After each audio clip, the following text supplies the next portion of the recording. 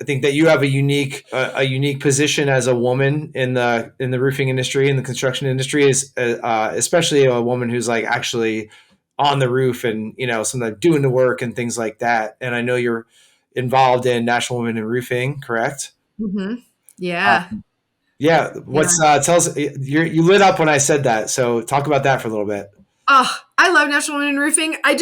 There's, when I started my company, I did, and I'm sure we'll talk about EOS later, but, I really figured out who my target market was, right? And as you go on, you think and then it shifts. And I was talking to Jonathan the other day, Contractor Dynamics, and we were talking about video and marketing. And I told him, I looked the other day and 70% of my leads are women.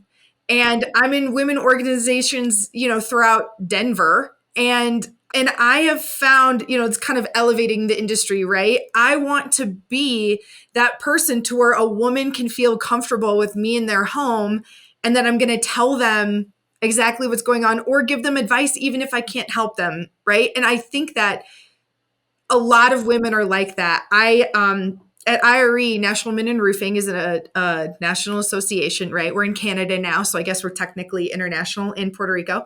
But we had a day of training at IRE, and I spoke at one of the breakouts about being a woman-owned company, and we asked the question of why. I feel like what is your why is always a really big question.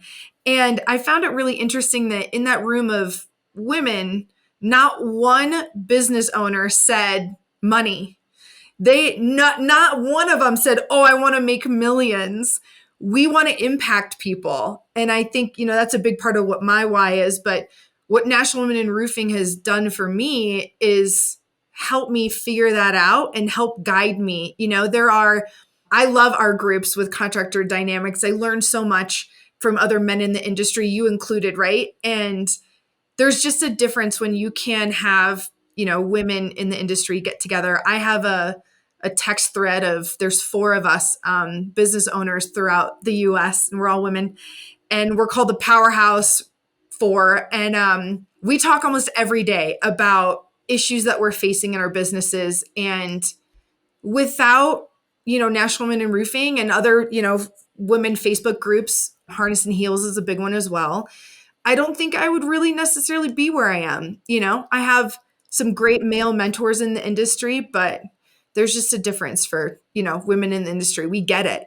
Yeah, I can't say I get it as a non-woman, but I've seen it. Like you guys like I saw the energy and of the females in the industry getting together. It's just like this whole other thing that like this whole other uh, you know Mhm. level of energy. So that's really cool that you're involved in that. And I think that like little text message thread of 4 people, like that is, that's huge.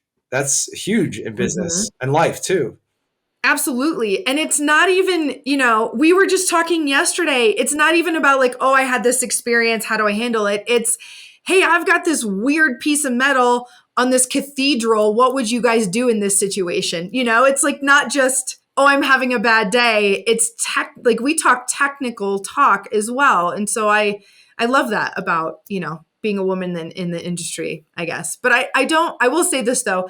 I don't like some of the differentiation between women and men in the industry. Now, we don't have to go down that road, but I just, I like the camaraderie, but I think that we're all equal and we can raise the industry together. Okay. Well, let's go into that. Like, what do you mean by the differentiation? Hey, we need some juice to this podcast. I feel like, I've been, interviewed by several different people or magazines or whatever, and the question always comes up of what's it like being a woman in the industry?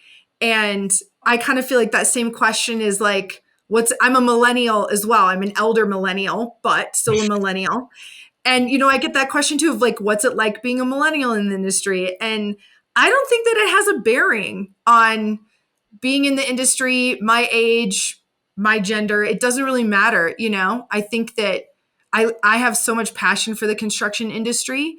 And to me, there's There's no differentiation in regards to opportunity and training and classes and anything like that. You know what I mean? That's kind of what I was saying. Like, I get that question a lot. And obviously I wear pink and I am different, but you know what I mean?